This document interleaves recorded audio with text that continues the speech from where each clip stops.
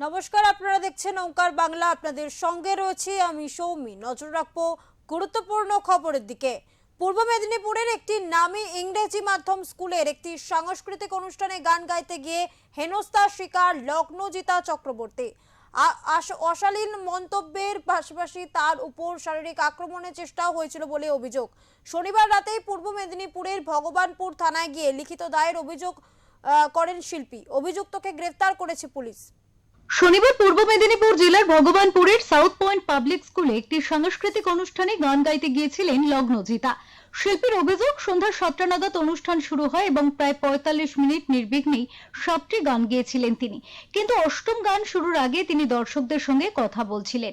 সেই সময় আচমকা দর্শক আসন থেকে উঠে এক ব্যক্তি মঞ্চে চলে আসেন। অভিযোগ, মেহবুব মল্লিক নামের ওই ব্যক্তি তাকে মারধর করার চেষ্টা করেন।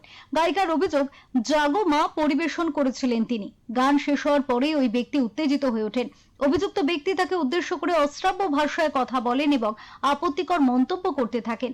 এই ঘটনার পর আর গান না গেয়ে তিনি মঞ্চ ছেড়ে চলে যান। রাতেই ভগবানপুর থানায় গিয়ে পুরো বিষয়টি দায়িত্বপ্রাপ্ত পুলিশ অফিসারকে জানান। পুলিশের পরামর্শে একটি জেনারেল ডায়েরিও করেন তিনি। তার অভিযোগের ভিত্তিতে স্কুল মালিককে গ্রেফতার করেছে পুলিশ। এই ঘটনায় পূর্ব মেদিনীপুর জেলার ভারপ্রাপ্ত পুলিশ সুপার মিথুন কুমার দে জানিয়েছেন, ভগবানপুর থানার ওসির বিরুদ্ধে বিভাগীয় তদন্ত হচ্ছে এবং অভিযুক্তকে গ্রেফতার করা হয়েছে। ভগবানপুর ইনসিডেন্ট নিয়ে যেটা লেটেস্ট আপডেট, যে মূল অভিযুক্ত মানে একজনই অভিযুক্ত আছে এক্ষেত্রে, মেহবুব মল্লিক, যেটা এখন পর্যন্ত প্রাথমিক তদন্তে আমরা জানতে পারছি যে মূল আয়োজক উদ্যোক্তা এবং ওই স্কুলের মালিক। তাকে আমরা অ্যারেস্ট করেছি। ওকে আমরা কোর্টের কাছে ফরওয়ার্ড করে নিয়ম মেনে পুলিশ কাস্টাডির জন্য প্রেয়ার করব এবং তারপরেও আমরা তদন্ত এগিয়ে নিয়ে যাব। আর ভগবানপুরের ওসি এবং এর এগেনস্টে আমরা অফিসিয়ালি বিভাগীয় তদন্ত ইনিশিয়েট করেছি। এসডিপিও লেভেলের অফিসার এই তদন্তটা করছে। আমরা যা অপরাধ থাকবে সেই অনুযায়ী খুব দ্রুত এদের এগেনস্টও ব্যবস্থা নেব। এই ঘটনার তীব্র সমালোচনা করেছে বিজেপি। তাদের অভিযোগ, পুলিশ থানায় দীর্ঘক্ষণ বসিয়ে রেখেছিল লগ্নজিতাকে। দোষীকে আড়াল করার চেষ্টা করা হচ্ছিল। মেহবুব মল্লিক এবং তার নেতৃত্বে এক গুচ্ছ গুন্ডা বাহিনী তারা উঠে পড়লো মঞ্চের উপরে। মেহবুব মল্লিক যদি উঠে পড়ে বলতেন যে গানটা আমার ভালো লাগছে না, গানটা আমি পছন্দ করছি না, আপনার গায়কি আমাদের পছন্দ নয়, আপনি গান বন্ধ করে দিন, তাহলে এই সকালবেলা প্রেস কনফারেন্স করতাম না। এই প্রেস কনফারেন্স করছি এই জন্য, কারণ এখানকার তৃণমূল নেতা মেহবুব মল্লিক বেসিক্যালি চুলের চোরাচালানকারী। আমি সরাসরি অভিযোগ করছি যে চীনে জেল খেটেছেন 5-7 দিন।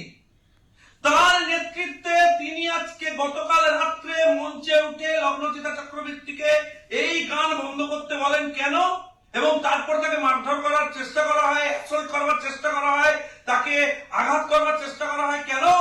কারণ তিনি মনে করেন যে এই গানটা সাম্প্রদায়িক গান, একটা সেকুলার গান শোনাতে হবে তাকে, এই ধরনের গান গাওয়া যাবে না।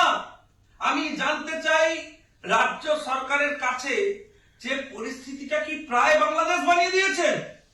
আমি এর পরে যে ঘটনাটা বলবো সেটা শুনলে আপনারা আমার সাথে একমত হবেন।